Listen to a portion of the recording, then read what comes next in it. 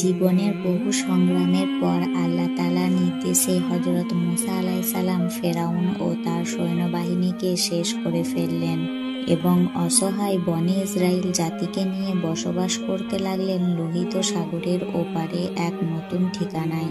এর মধ্যে ঘটে যায় বিভিন্ন ঘটনা এবং বয়ে যায় সময়ের পর সময়। ইতিমধ্যে তিনি আল্লাহর দেওয়া সকল আদেশ দায়িত্ব সহকারে পালন করেছেন। এবার বিশ্রামের পালা। তাছাড়া মুসা আলাইহিস সালামের বয়সও হয়েছে অনেক। তখন তিনি নিজ দায়িত্বে হযরত ইউসা আলাইহিস সালামের উপর অর্পণ করে নিজে কিছুটা বিশ্রাম গ্রহণ করলেন। শরীরের শক্তি এবার প্রায় শেষ হয়ে আসছে। বয়স বাড়লে এমনি মনে হয়। মনে মনে ভাবছেন অতীতের বহু কথা। এমন সময় হঠাৎ করেই মালাকুল মউত বা আজরাইল ফেরেশতা এসে সালাম দিলেন। হযরত মুসা আলাইহিস সালাম তখন মালাকুল মউতকে জিজ্ঞাসা করলেন, আপনি কি আমার জান কবজ করার জন্য এসেছেন? মালাকুল মউত বললেন, জি হ্যাঁ, আল্লাহ তাআলার প্রবর্তিত স্বাভাবিক নিয়ম অনুসারে আপনার জানটি কবজ করার সময় এসে গেছে। হযরত মুসা আলাইহিস সালাম জিজ্ঞেস করলেন, আপনি কি আমার জানটা মুখ থেকে বের করে নেবেন? অথচ আমি এই মুখ দিয়ে আল্লাহ তাআলার সাথে সরাসরি কথা বলেছি। তখন মালাকুল মউত বললেন, তাহলে চোখ দিয়ে বের করে নেব? হযরত মুসা আলাইহিস সালাম বললেন, এই চক্ষু দ্বারা আমি আল্লাহর নূর দর্শন করেছি। তখন মালাকুল মউত বললেন, তবে নাক দিয়ে বের করে নেব? তখন মুসা আলাইহিস সালাম বললেন, আল্লাহর দিদারের মুহূর্তে সে পরিবেশের বেহেশতি সুঘ্রাণ আমি নাক দ্বারা নিয়েছি। তখন মালাকুল মউত বললেন, আমি অত কথার জবাব দিতে আসিনি, সময় শেষ, অতএব আমার যেভাবে ইচ্ছা আমি জান কবজ করে নিব। হযরত মুসা আলাইহিস সালাম মালাকুল মউতের কথায় প্রচন্ড রেগে গেলেন এবং বেয়াদব বলে তার গালে সজোরে একটি থাপ্পড় বসিয়ে দিলেন। ফলে মালাকুল মউতের চক্ষু দুটি বের হয়ে গেল। মালাকুল মউত এই অবস্থায় সোজাসুজি আল্লাহর দরবারে চলে গেলেন এবং আল্লাহর নিকট সমস্ত ঘটনা খুলে বললেন। আল্লাহ তখন মালাকুল মউতের চোখ ঠিক করে দিয়ে বললেন, আমার নবীদের মধ্যে মুসার ন্যায় এত গরম মেজাজ ও জালালি তরবিয়তের নবী আর দ্বিতীয় কেউ নেই। অতএব তার জান কবজের বিষয়টি আমি দেখব, তোমার আর তার কাছে যেতে হবে না। কয়েকদিন পরে আল্লাহ তাআলা ওহী মারফত হযরত মুসা আলাইহিস সালামকে বললেন, হে মুসা, যদি তুমি একটি মেষের পশমের সংখ্যা পরিমাণ বছরও হায়াতের আরজ করো, তবে আমি তোমার জন্য তা পূরণ করে দিব। তুমি কত বছর পৃথিবীতে বসবাস করো, তত বছর পৃথিবীতে বসবাস করতে পারবে। হযরত মুসা আলাইহিস সালাম এ কথা শুনে ভাবলেন, তারপরে তো অবশ্যই মৃত্যুবরণ করতে হবে, আর এই দীর্ঘ বছর পৃথিবীতে কষ্ট ক্লেশ করেই কাটাতে হবে, যেমনটা ইতিপূর্বে কাটাতে হয়েছে। অতএব সবচাইতে নিরাপদ স্থান আল্লাহর সান্নিধ্য লাভ, এটি অনেক উত্তম। তাই তিনি বললেন, আল্লাহ, আমার নির্ধারিত হায়াতের পরে আমি আপনার সান্নিধ্য লাভ করতে চাই। আমি যে আপনাকে বড্ড বেশি ভালোবাসি, আপনার নৈকট্য আমার কামনা। তবে হে প্রভু, আমাকে পৃথিবী থেকে বিদায় গ্রহণের পূর্বে আর একবার দূর পাহাড়ে আপনার দর্শন দিন। আমার এই শেষ আবেদনটুকু আপনি কবুল করুন। আল্লাহ তাআলা হযরত মুসা আলাইহিস সালামের আবেদন মঞ্জুর করে তাকে তুর পাহাড়ে যাত্রার নির্দেশ দিলেন। হযরত মুসা আলাইহিস সালাম কাল বিলম্ব না করে সোজা তুর পাহাড়ে গিয়ে পৌঁছালেন। সেখানে আল্লাহ তাআলা নূরের তাজাল্লিল দর্শন করলেন এবং তার সাথে কথোপকথন করলেন। সবশেষে হযরত মুসা আলাইহিস সালাম আল্লাহ তাআলার নিকট আরজ করে বললেন, হে মহান প্রভু, আপনি আমার অবাধ্য কওমের প্রতি আর কোনো গজব নাজিল না করে তাদেরকে রহমতের ছায়াতলে আশ্রয় দিন এবং তাদেরকে রুজিদানের ব্যবস্থা করুন, তারা যেন অনাহারে মৃত্যুবরণ না করে। আল্লাহ তাআলা হযরত মুসা আলাইহিস সালামের আবেদনের প্রেক্ষিতে বললেন, আল্লাহ ইমানদার, না ফরমান, কাফের ও জীব জানোয়ারের প্রতিপালক ও রিজিকদাতা। আমি কাউকে উপবাস রাখি না, যে যেখানে আছে আমি তার রিজিক সেখানেই পৌঁছে দিই। এই কথার পরে আল্লাহ তাআলা তখন হযরত মুসা আলাইহিস সালামকে তুর পাহাড়ের উপরে তার লাঠি দ্বারা আঘাত করতে বললেন। হযরত মুসা আলাইহিস সালাম পাহাড়ের উপর আঘাত করলেন।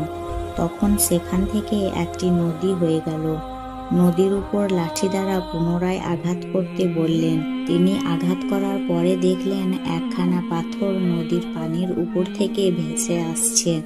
আল্লাহ তাআলা পাথরের উপর লাঠি দ্বারা আঘাত করতে বললেন।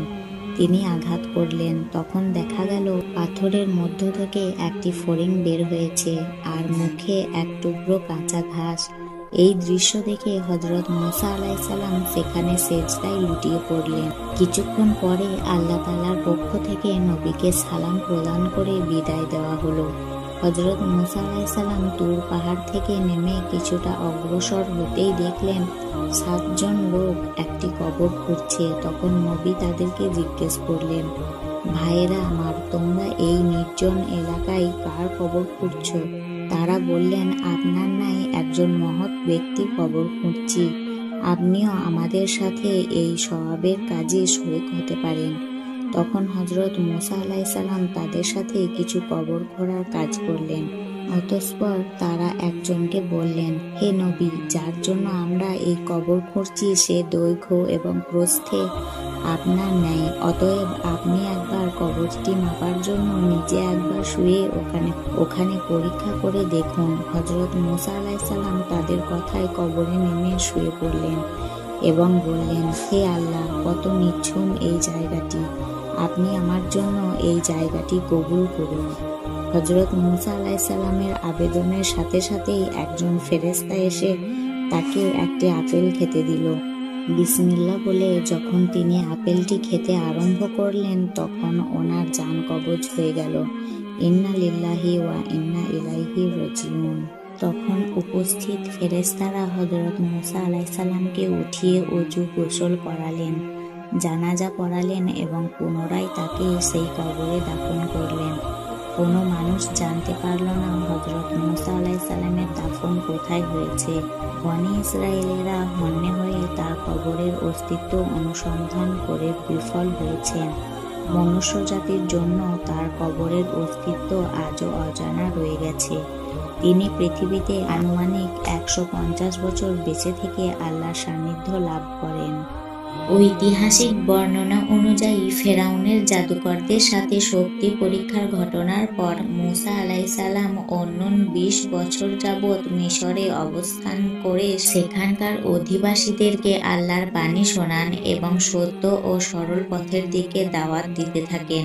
এ সময়কালের মধ্যে আল্লাহ মুসা আলাইহিস সালামকে প্রধান 9টি মুজিজা দান করেন। তবে প্লেগ মহামারী সহ মোট নিদর্শনের সংখ্যা দাঁড়ায় 10টি, যার মধ্যে প্রথম 2টি শ্রেষ্ঠ মুজিজা ছিল অলৌকিক লাঠি ও আলোকময় হস্ততালু, যার পরীক্ষা শুরুতেই ফেরাউনের দরবারে এবং পরে জাদুকরদের সম্মুখে হয়ে গিয়েছিল।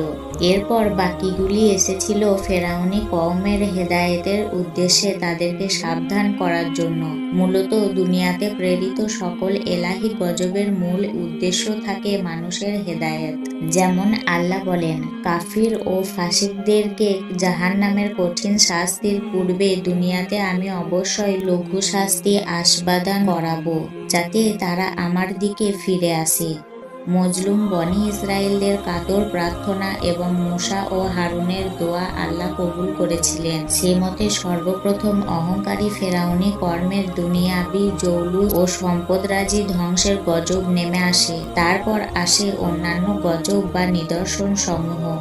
আমরা সেগুলি একে একে বর্ণনা করার প্রয়াস পাব, যাতে এ যুগের মানুষ তা থেকে উপদেশ হাসিল করে। মুসা আলাইহিস সালামের দোয়া কবুল হওয়ার পর ফেরাউনি সম্প্রদায়ের উপরে প্রথম নিদর্শন হিসাবে দুর্ভিক্ষের গজব নেমে আসে। যেমন আল্লাহ বলেন, তারপর আমি পাকড়াও করলাম ফেরাউনের অনুসারীদেরকে দুর্ভিক্ষের মাধ্যমে এবং ফল ফসলের ক্ষয়ক্ষতির মাধ্যমে, যাতে তারা উপদেশ হাসিল করে।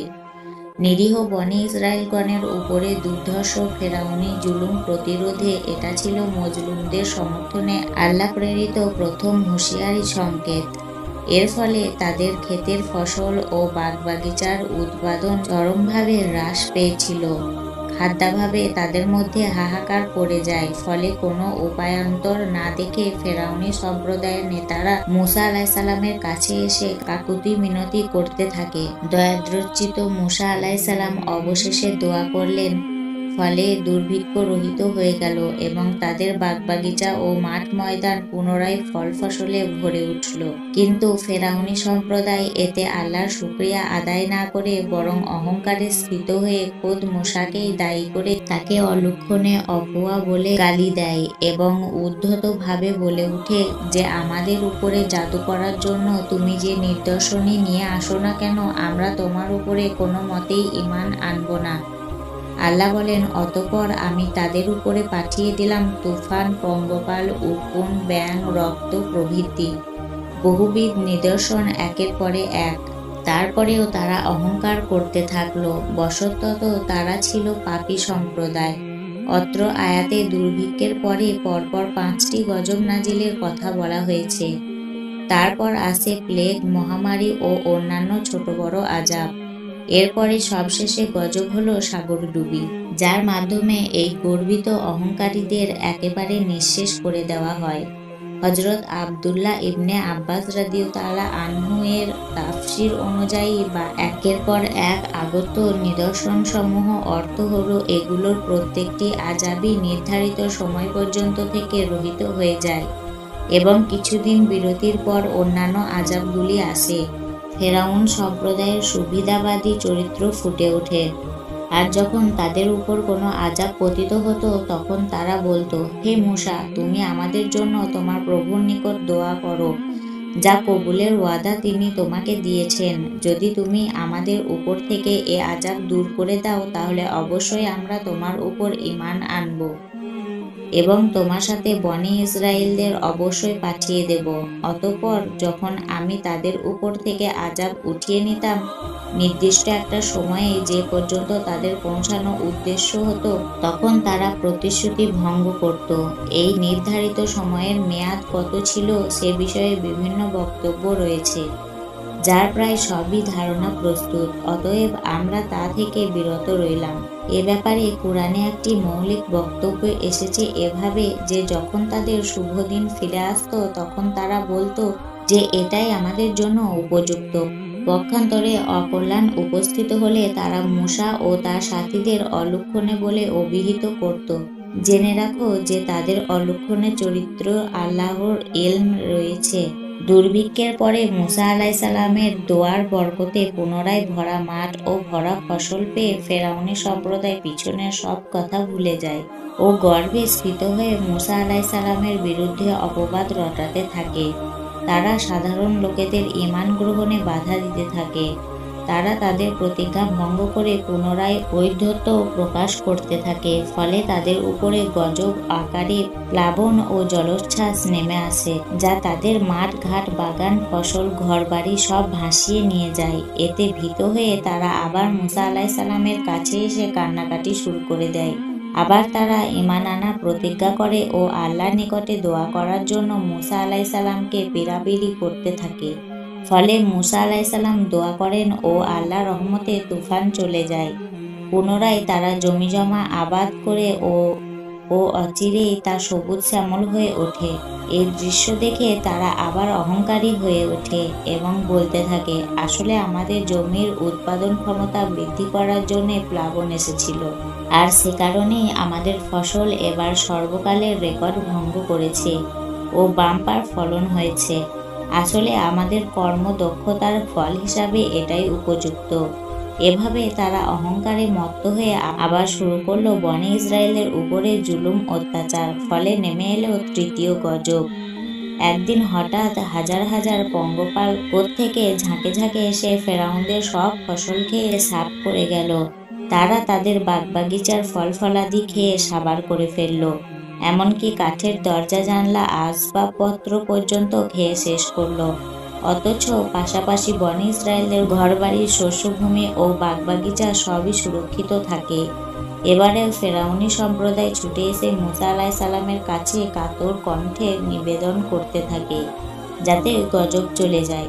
তারা এবার পাকা ওয়াদা করলো যে তারা ঈমান আনবে ও বনী ইসরায়েলদের মুক্তি দেবে। মূসা আলাইহিস সালাম দোয়া করলেন ও আযাব চলে গেল। পরে ফেরাউনিরা দেখলো যে পঙ্গপাল খেয়ে গেলেও এখনো যা অবশিষ্ট আছে তা দিয়ে বেশ কিছুদিন চলে যাবে।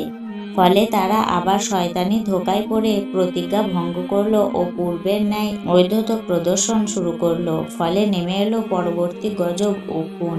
উকুন সাধারণত মানুষের মাথার চুলে জন্মে থাকে, তবে এখানে ব্যাপক অর্থে ঘুনো পোকা ও কেরি পোকাকেও গণ্য করা হয়েছে, যা ফেরাউনদের সকল প্রকারের কাঠের খুঁটি, দরজা জানলা, খাট পালং ও আসবাবপত্রে এবং খাদ্যশস্যে লেগেছিল। তাছাড়া দেহের সর্বত্র সর্বদা উকুনের কামড়ে তারা অতিষ্ঠ হয়ে উঠল। এভাবে উকুন ও ঘুনপোকার অত্যাচারে দিশেহারা হয়ে একসময় তারা কাঁদতে কাঁদতে মুসা আলাইহিসসালামের দরবারে এসে লুটিয়ে পড়ে ক্ষমা চাইতে লাগলো এবং প্রতিজ্ঞার পরে প্রতিজ্ঞা করে বলতে লাগলো যে এবারে আযাব ফিরে গেলে তারা অবশ্যই ঈমান আনবে, তাতে বিন্দুমাত্র অন্যথা হবে না। মুসা আলাইহিসসালাম তাদের জন্য দোয়া করলেন এবং আযাব চলে গেল। কিন্তু তারা কিছুদিনের মধ্যে প্রতিজ্ঞা ভঙ্গ করলো এবং পূর্বের ন্যায় অবাধ্য আচরণ শুরু করলো। আল্লাহর পক্ষ থেকে বারবার অবকাশ দেওয়াকে তারা তাদের ভালোত্বের পক্ষে দলিল হিসাবে মনে করতে লাগলো এবং হেদায়েত দূরে থাক তাদের অহংকার ক্রমে বাড়তে লাগলো। মূলত এগুলো ছিল তাদের নেতৃস্থানীয় লোকেদের অবস্থা। নইলে সাধারণ মানুষ মুসা ও হারুনের দাওয়াত অন্তরে কবুল করে যাচ্ছিল এবং তাদের সংখ্যা ক্রমেই বৃদ্ধি পাচ্ছিল, আর এতেই ছিল মুসা আলাইহিসসালামের সান্ত্বনা। আল্লাহ বলেন, যখন আমি কোনো জনপদকে ধ্বংস করার ইচ্ছা করি তখন সেখানকার নেতৃস্থানীয় ব্যক্তিদেরকে উদ্বুদ্ধ করি, অতঃপর তারা পাপাচারে লিপ্ত হয়, ফলে উক্ত জনগোষ্ঠীর উপরে আদেশ অবধারিত হয়ে যায়। অতঃপর আমি উক্ত জনপদকে সমূলে বিধ্বস্ত করি। ফেরাউনীদের ওপরে সেই অবস্থা এসে গিয়েছিল। তাদের নেতারা স্বাভাবিক বুদ্ধি বিবেচনা হারিয়ে ফেলেছিল। তারা তাদের লোকেদের বুঝাতে লাগলো যে এসব মুসার জাদুর খেল, আসলে আল্লাহ বলে কিছু নেই। ফলে নেমে এলো এবার ব্যাঙের গজব। বারবার বিদ্রোহ করা সত্ত্বেও দয়ালু আল্লাহ তাদের সাবধান করার জন্য ও আল্লাহর পথে ফিরিয়ে আনার জন্য পুনরায় গজব পাঠালেন। এবার এলো ব্যাঙ। ব্যাঙে ব্যাঙে ভরে গেল তাদের ঘরবাড়ি, হাঁড়ি পাতিল, জামা কাপড়, বিছানাপত্র, সব কিছু। বসতে ব্যাঙ, খেতে ব্যাঙ, চলতে ব্যাঙ, গায়ে মাথায় সর্বত্র ব্যাঙের লাফালাফি। কোনো জায়গায় বসা মাত্র শত শত ব্যাঙের নিচে তলিয়ে যেতে হতো। এই নরম জীবনটির সরস অত্যাচারে পাগলপাড়া হয়ে উঠল পুরা ফেরাউনি জনপদ। অবশেষে কান্নাকাটি করে ও কাকুতি মিনতি করে তারা এসে ক্ষমা প্রার্থনা করতে লাগলো মুসা আলাইহিসসালামের কাছে। এবার পাকাপাকি ওয়াদা করলো যে আযাব চলে যাবার সাথে সাথে তারা ঈমান আনবেই, কিন্তু না, ফলে পুনরায় গজব অবশ্যম্বী হয়ে উঠল। এবার এলো রক্ত।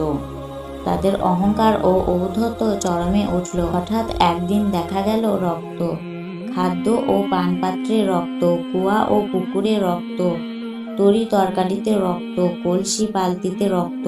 একই সাথে খেতে বসে বনি ইসরায়েলের থালাবাটি স্বাভাবিক, কিন্তু ফেরাউনি কিবতীর থালাবাটি রক্তে ভরা। পানি মুখে নেওয়া মাত্র গ্লাস ভর্তি রক্ত। অহংকারী নেতারা বাধ্য হয়ে বনি ইসরায়েলি মজলুমদের বাড়িতে এসে খাদ্য ও পানির ভিক্ষা চাইত, কিন্তু যেমনি তাদের হাতে তা পৌঁছাতো অমনি সেগুলো রক্তে পরিবর্তিত হয়ে যেত। ফলে তাদের খাওয়া দাওয়া বন্ধ হয়ে গেল। না খেয়ে তাদের মধ্যে হাহাকার পড়ে গেল। অবশেষে পূর্বের ন্যায় আবার এসে কান্নাকাটি। মুসা আলাইহিসসালাম দয়া পরবেশে আল্লাহর নিকটে প্রার্থনা করলেন, ফলে আযাব চলে গেল। কিন্তু ওই নেতাগুলো পূর্বের মতোই তাদের গুমরাহিতে অনড় রইল এবং ঈমান আনল না।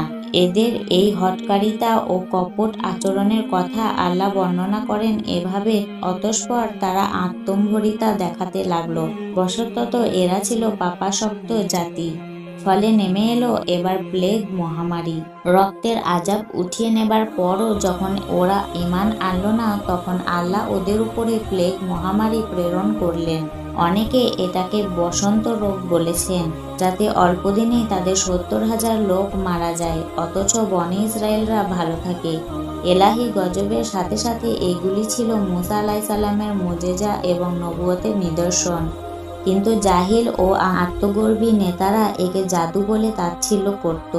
প্লেগের মহামারীর ফলে ব্যাপক প্রাণহানিতে ভীত হয়ে তারা আবার এসে মুসা আলাইহিসসালামের নিকটে হাত জোর করে ক্ষমা চাইতে লাগলো।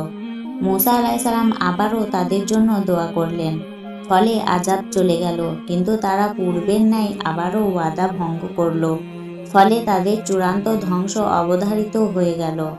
আল্লাহ বলেন, নিশ্চয়ই যাদের উপরে তোমার প্রভুর আদেশ নির্ধারিত হয়ে গেছে তারা কখনো বিশ্বাস আনয়ন করে না, যদিও সব রকমের নিদর্শনাবলী তাদের নিকটে পৌঁছে যায়, এমনকি তারা মর্মান্তিক আযাব প্রত্যক্ষ করে। ক্রমাগত পরীক্ষা ও অবকাশ দানের পরও যখন কোনো জাতি সম্বিত ফিরে পায় না, বরং উল্টা তাদের অহংকার বাড়তে বাড়তে তুঙ্গে ওঠে, তখন তাদের চূড়ান্ত ধ্বংস অনিবার্য হয়ে ওঠে। আল্লাহ পাক বলেন, আমি মূসার প্রতি এই মর্মে ওহী করলাম যে আমার বান্দাদের নিয়ে রাত্রিযোগে বের হয়ে যাও এবং তাদের জন্য সমুদ্রের শুষ্ক পথ নির্ধারণ করো। পিছন থেকে এসে তোমাদের ধরে ফেলার আশঙ্কা করো না এবং পানিতে ডুবে যাওয়ার ভয় করো না। আল্লাহর হুকুম পেয়ে মূসা আলাইহিসসালাম রাত্রির সূচনা লগ্নে বনী ইসরায়েলদের নিয়ে রওনা হলেন। মূসার নবুয়তি জীবনে এটি ছিল একটি চূড়ান্ত পরীক্ষা। ইব্রাহিমের অগ্নি পরীক্ষার ন্যায় এটিও ছিল জীবন মৃত্যুর সম্মিলনে এক মহা পরীক্ষা। পিছনে ফেরাউনের হিংস্র বাহিনী, সম্মুখে অথই সাগর। এই কঠিন সময়ে বনী ইসরায়েলের আতঙ্ক ও হাহাকারের মধ্যেও মূসা ছিলেন স্থির ও নিষ্কম্প। দৃঢ় হিমাদ্রির ন্যায় তিনি আল্লাহর উপরে বিশ্বাস অটল থাকেন এবং সাথীদের সান্ত্বনা দিয়ে আল্লাহর রহমত কামনা করেন। হিজরতের রাতে একই রূপ জীবন মরণের পরীক্ষার সম্মুখীন হয়েছিলেন শেষ নবী মুহাম্মদ সাল্লাল্লাহু আলাইহি ওয়াসাল্লাম। যাই হোক, ফেরাউন খবর জানতে পেরে তার সেনাবাহিনীকে বনী ইসরায়েলদের পশ্চাদপসরণের নির্দেশ দিলেন। আল্লাহ বলেন, সূর্যোদয়ের সময় তারা তাদের পশ্চাদপসরণ করল। অতঃপর যখন উভয় দল পরস্পরকে দেখল, তখন মূসার সঙ্গীরা ভীত হয়ে বলল, আমরা তো এবার নিশ্চিত ধরা পড়ে গেলাম। তখন মূসা বললেন, কখনোই না, আমার সাথে আছেন আমার পালনকর্তা, তিনি আমাকে সত্বর পথ প্রদর্শন করবেন। অতঃপর আমি মূসাকে আদেশ করলাম, তোমার লাঠি দ্বারা সমুদ্রকে আঘাত করো। ফলে তা বিদীর্ণ হয়ে গেল এবং প্রত্যেক ভাগ বিশাল পাহাড় সদৃশ্য হয়ে গেল। ইতিমধ্যে আমি সেখানে অপর দলকে অর্থাৎ ফেরাউন ও তার সেনাবাহিনীকে পৌঁছে দিলাম এবং মূসা ও তার সঙ্গীদের সবাইকে বাঁচিয়ে দিলাম। অতঃপর অপর দলটিকে ডুবিয়ে দিলাম। এখানে প্রত্যেক ভাগ বলতে তাফসীরকারগণ 12 গোত্রের জন্য 12টি ভাগ বলেছেন। প্রত্যেক ভাগের লোকেরা পানির দেওয়াল ভেদ করে পরস্পরকে দেখতে পায় ও কথা বলতে পারে, যাতে তারা ভীত না হয়ে পড়ে। আমরা মনে করি এগুলো কল্পনা না করলেও চলে, বরং কুরআনে বর্ণিত বক্তব্যের উপর ঈমান আনাই যথেষ্ট। 6.5 লক্ষ লোক এবং তাদের সওয়ারি ও গবাদি পশু ও সাংসারিক দ্রব্যাদি নিয়ে নদী পার হবার জন্য যে বিরাট এলাকার প্রয়োজন, সেই এলাকাটুকু বাদে দুপাশে দুভাগে যদি সাময়িকভাবে পানি দাঁড়িয়ে থাকে, তবে সেটাকে বিশ্বাস করাই শ্রেয়। 2004 সালের 26শে ডিসেম্বরে ইন্দোনেশিয়া ও শ্রীলঙ্কার সাগরে যে সুনামি হয়ে গেল, তাতে 33 ফুট উঁচু ঢেউ দীর্ঘ সময় যাবৎ দাঁড়িয়েছিল বলে পত্রিকায় প্রকাশিত হয়েছিল। তাই মূসার জামানায় সাগর বিদীর্ণ হয়ে তলদেশ থেকে দুপাশে পানি দাঁড়িয়ে থাকা মোটেই বিচিত্র নয়। আল্লাহর হুকুমে সবকিছুই হওয়া সম্ভব। মূসা ও বনী ইসরায়েলকে সাগর পাড়ি দিয়ে ওপারে চলে যেতে দেখে ফেরাউন সরসে ঘোড়াদাপ দিয়ে সমগ্র শুল্ক সাগর বক্ষে ঝাঁপিয়ে পড়ল। পিছনে তার বিশাল বাহিনীর সবাই সাগরের মধ্যে নেমে এলো। যখন তারা সাগরের মধ্যস্থলে পৌঁছে গেল, তখন আল্লাহর হুকুমে দুদিক থেকে বিপুল পানি রাশি ধেয়ে এসে তাদেরকে নিমেষে গ্রাস করে ফেলল। আল্লাহ বলেন, অতঃপর ফেরাউন তার সৈন্যবাহিনী নিয়ে তাদের পশ্চাদপসরণ করল, কিন্তু সমুদ্র তাদেরকে সম্পূর্ণরূপে গ্রাস করে ফেলল। অন্যত্র আল্লাহ বলেন, আর বনী ইসরায়েলকে আমি সাগর পার করে দিলাম। তারপর তাদের পশ্চাদপসরণ করল ফেরাউন ও তার সৈন্যবাহিনী, বাড়াবাড়ি ও শত্রুতা বশত। অতঃপর যখন ফেরাউন ডুবতে লাগলো, তখন বলে উঠল, আমি ঈমান আনছি এ বিষয়ে যে সেই সত্তা ব্যতীত কোনো উপাস্য নেই, যার উপরে ঈমান এনেছে বনী ইসরায়েলগণ, এবং আমি আত্মসমর্পণকারীদের একজন। আল্লাহ বলেন, এখন কথা বলছো, অথচ তুমি ইতিপূর্বে নাফরমানি করেছিলে এবং ফাসাদ সৃষ্টিকারীদের অন্তর্ভুক্ত ছিলে। অতএব আজ আমি তোমার দেহকে বিনষ্ট হওয়া থেকে বাঁচিয়ে দিচ্ছি, যাতে তোমার পশ্চাদ্বর্তীদের জন্য তুমি নিদর্শন হতে পারো। বশতঃ বহু লোক এমন রয়েছে যারা আমার নির্দেশনাবলীর বিষয়ে বেখবর। মন্তব্য যে সাগরডুবির দৃশ্য সচক্ষে দেখার পরেও ভীত সন্ত্রস্ত বনি ইসরায়েলরা ফেরাউন মরেছে কিনা বিশ্বাস করতে পারছিল না। ফলে মূসা আলাইহিস সালাম আল্লাহর নিকট দোয়া করলেন। তখন আল্লাহ তার প্রাণহীন দেহ বের করে দিলেন। অতঃপর মূসার সাথীরা নিশ্চিন্ত হল। উল্লেখ্য যে ফেরাউনের মমিকৃত দেহ অক্ষতভাবে পাওয়া যায় 1907 সালে এবং বর্তমানে তা মিশরের পিরামিডে রক্ষিত আছে। এতে একথাও প্রমাণিত হয় যে ফেরাউনের সময় মিশরীয় সভ্যতা ছিল অনেক উন্নত। তাদের সময়ে লাশ মমি করার মতো বৈজ্ঞানিক কলাকৌশল আবিষ্কৃত হয়। পিরামিড স্ফিংক্সিং হাজার হাজার বছর ধরে আজও সেই প্রাচীন সভ্যতার স্মৃতি ধারণ করে আছে, যা নিঃসন্দেহে বিস্ময়কর। আজকের যুগের কোনো কারিগর প্রাচীন এসব কারিগরি কলা কৌশলের ধারে কাছেও যেতে পারবে কিনা সন্দেহ। আল্লাহ পাক মূসা আলাইহিস সালামের মাধ্যমে বনি ইসরায়েলকে আমেলেক্কা সম্প্রদায়ের বিরুদ্ধে জিহাদ করে শাম দখল করতে বলেছিলেন। সাথে সাথে এ সুসংবাদও দিয়েছিলেন যে শামের ভূখণ্ড তাদের ভাগ্যে লেখা হয়ে গেছে, কাজেই তোমাদের বিজয় সুনিশ্চিত। কিন্তু এই সব বিলাসী কাপুরুষেরা আল্লাহর কথায় দৃঢ় বিশ্বাস আনতে পারেনি। মূসা আলাইহিস সালাম আল্লাহর নির্দেশ পালনের জন্য বনি ইসরায়েলকে সাথে নিয়ে মিশর থেকে শাম অভিমুখে রওনা হলেন। যথাসময়ে তারা জর্দান নদী পার হয়ে আরিহা পৌঁছে শিবির স্থাপন করলেন। এটি ছিল পৃথিবীর প্রাচীনতম মহানগরী সমূহের অন্যতম, যা জর্দান নদী ও বাইতুল মুকাদ্দাসের মধ্যবর্তী স্থানে অবস্থিত, যা আজও স্বনামে বিদ্যমান রয়েছে।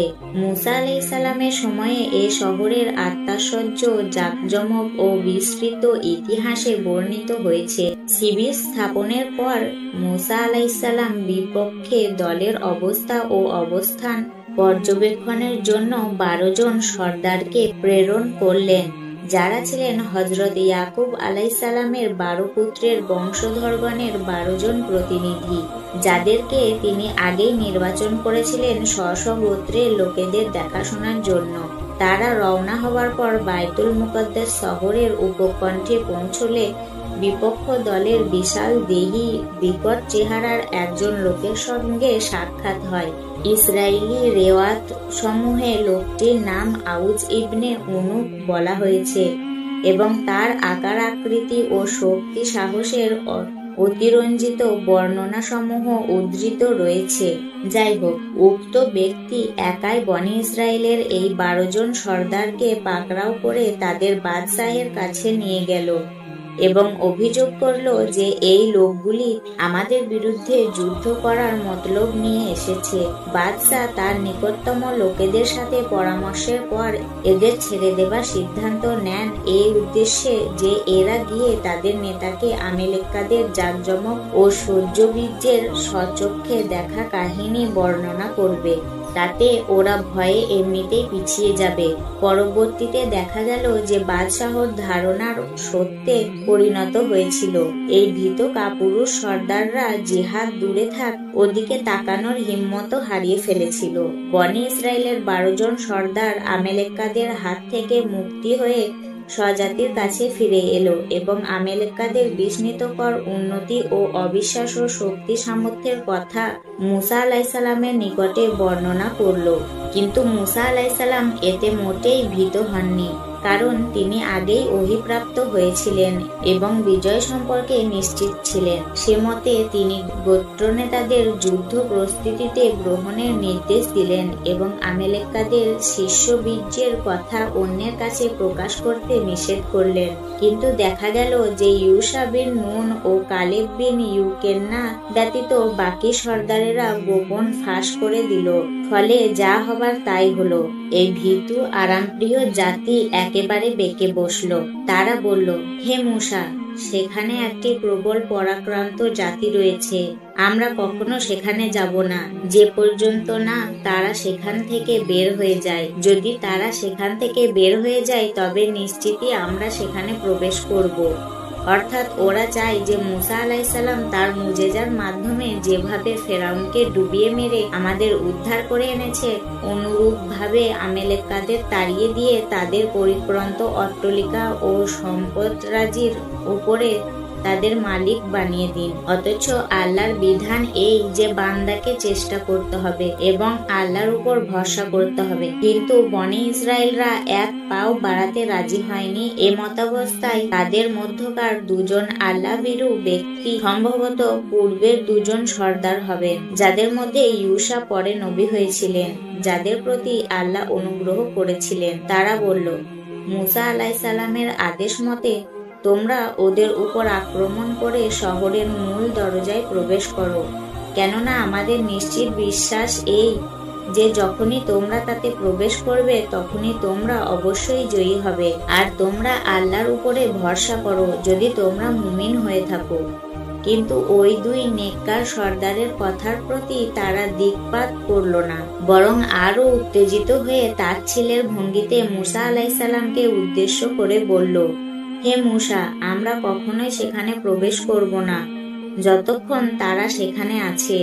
অতএব তুমি ও তোমার পালনকর্তা যাও এবং যুদ্ধ করোগে, আমরা এখানেই বসে রইলাম। নবীর অবাধ্যতার ফলস্বরূপ এই জাতিকে 40 বছর তীব্রান্তরের উন্মুক্ত কারাগারে বন্দী থাকতে হয়। অতঃপর এইসব দুষ্টুমতি নেতাদের মৃত্যুর পর পরবর্তী বংশধররা হযরত ইউসা বিন নুন আলাইহিসসালামের নেতৃত্বে জিহাদ করে বায়তুল মুকাদ্দাস পুনর্দখল করে। বনী ইসরায়েলের এই চূড়ান্ত বেয়াদবি ও কুফরের নামান্তর এবং অত্যন্ত পীড়াদায়ক, যা পরবর্তীতে প্রবাদ বাক্যে পরিণত হয়ে গেছে। বদরের যুদ্ধের সময় শেষ নবী মুহাম্মদ সাল্লাল্লাহু আলাইহি ওয়াসাল্লাম কিছুটা অনুরূপ অবস্থায় পতিত হয়েছিলেন। অপর্যাপ্ত ব্যবস্থাপন ও খুদ পিপাসায় কাতর অল্প সংখ্যক সবেমাত্র মুহাজির মুসলমানের মোকাবেলায় 3 গুণ শক্তিসম্পন্ন সুসজ্জিত বিরাট কুরাইশ সেনাবাহিনীর আগমনে হতচকিত ও অপ্রস্তুত মুসলমানদের বিজয়ের জন্য যখন নবী মুহাম্মদ সাল্লাল্লাহু আলাইহি ওয়াসাল্লাম আল্লাহর নিকটে সাহায্য প্রার্থনা করেছিলেন, তখন মিকদাদ ইবনুল আসওয়াদ আনসারী রাদিয়াল্লাহু আনহু দৃঢ় প্রত্যয় নিয়ে বলেছিলেন, হে আল্লাহর রাসূল, আমরা কোসমিন কালেও ওই কথা বলবো না যা মূসা আলাইহিসসালামের স্বজাতি তাকে বলেছিল। তুমি ও তোমার প্রভু যাও, যুদ্ধ করোগে, আমরা এখানে বসে রইলাম। বরং আমরা আপনার ডাইনে বামে সামনে ও পেছন থেকে শত্রুর আক্রমণ প্রতিহত করব। আপনি নিশ্চিন্তে যুদ্ধের প্রস্তুতি গ্রহণ করুন। বিপদ মুহূর্তে সাথীদের এরূপ বীরত্ববঞ্চক কথায় আল্লাহর রাসূল সাল্লাল্লাহু আলাইহি ওয়াসাল্লাম অত্যন্ত প্রীত হয়েছিলেন।